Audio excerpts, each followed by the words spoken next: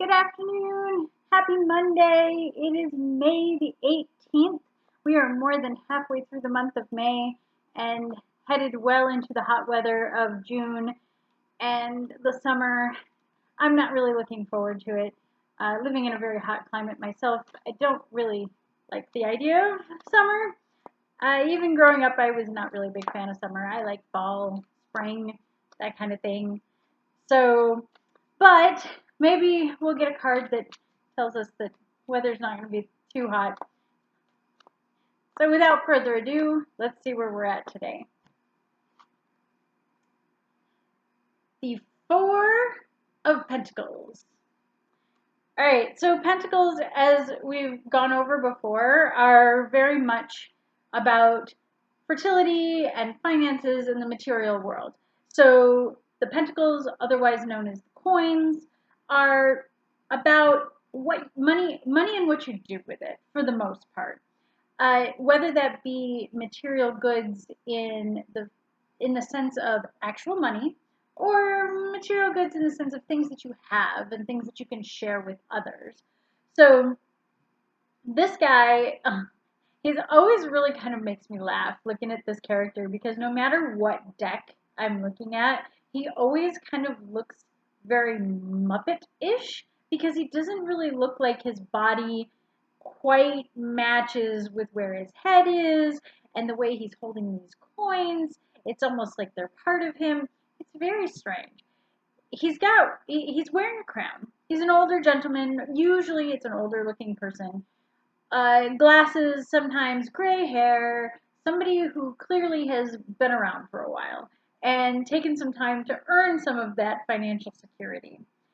He has, in this case, he's got 1 foot on each of the coins on the bottom, and then he's holding one in this really weird sort of circular way.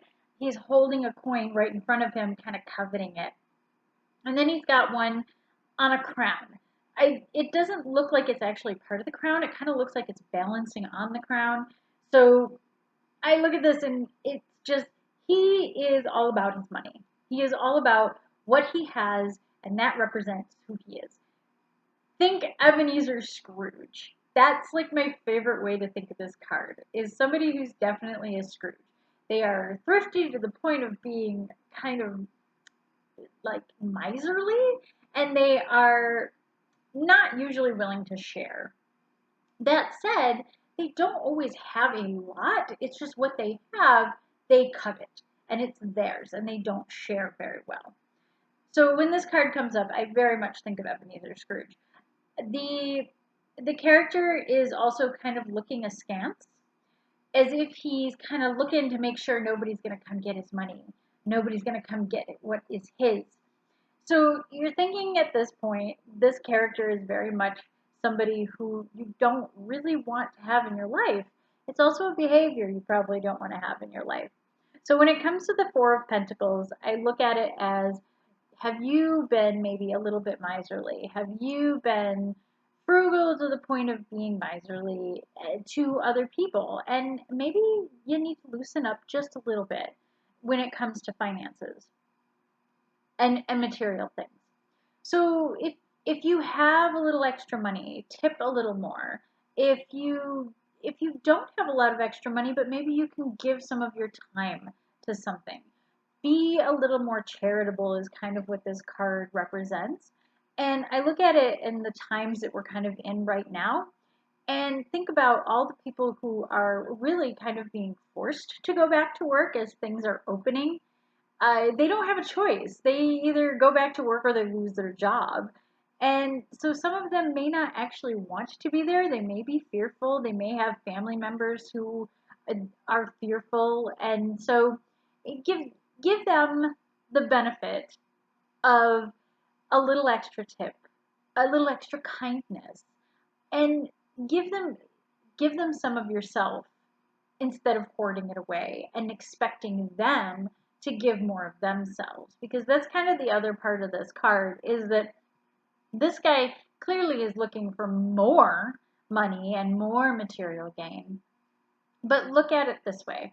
If somebody in your life is doing a lot already, think about some ways that you could give to them. And if somebody is maybe being kind of uh, maybe rude to people who are trying to get back to work in the service industry, maybe rude in the sense of, oh, I'm still not going to tip, or I'm still not going to do this, or whatever it may be that they are doing, kind of look at it and go, oh, well, maybe I will tip a little extra then. Maybe I will be that extra kindness, because you're not going to change them. That's the one thing that is very obvious when this card comes up, is unless it is the current in that we're talking about, it's very unlikely you're going to change the other person. It's more a way of enlightening you to their behavior, and that's just the way it's going to be. If this is about your behavior, think about it, work on it. But if it's somebody else, it's it's still about how you approach it. Because again, we can't change what other people do. We're not going to change what other people do. And I've seen people scream from the rooftops about how they're going to do this and they're going to do that, and so is going to pay for it. But in the end, you can only do what you can do. So when you see the person ahead of you in line who is not tipping, or you hear the person ahead of you in line who is being kind of really grumpy about these new ways of things being, I know that in my workplace, we have gone to curbside pickup on things, and I know there are people who are inside feeling pretty grumpy about it and outside feeling pretty grumpy about it. But open up, be a little more kind. Take your time, have a little patience. Learn something new from this. Maybe you didn't know that certain people worked in a certain location, or maybe you've never thought about what is required to make something curbside or make something work a little differently. When you think about this, add that little extra moment of patience to the payment as well. So I look at this and say, be kinder, be more aware. But on the other side of this is, maybe you haven't been very frugal, and maybe what this guy is telling you is, hey, maybe it's time to maybe not spend all that money on online shopping, eh, considering that jobs may be kind of weird in the next couple of months. Or maybe you don't need to go out to eat every single day just because you want to support the system and you want to support people who are working in these industries. I promise you, everyone is doing their fair share as best they can, and you probably don't need to pull up the slack quite so much on that. In the sense of, don't live outside of your means. Live well within your means. Be kind. Be good to each other. And when it's giving of yourself and giving of that material sense of who you are, it can also be sharing a little extra. Maybe you did order something and you got a little extra, give it to your neighbor, or order an extra meal for maybe your neighbor who can't go out and have something to eat.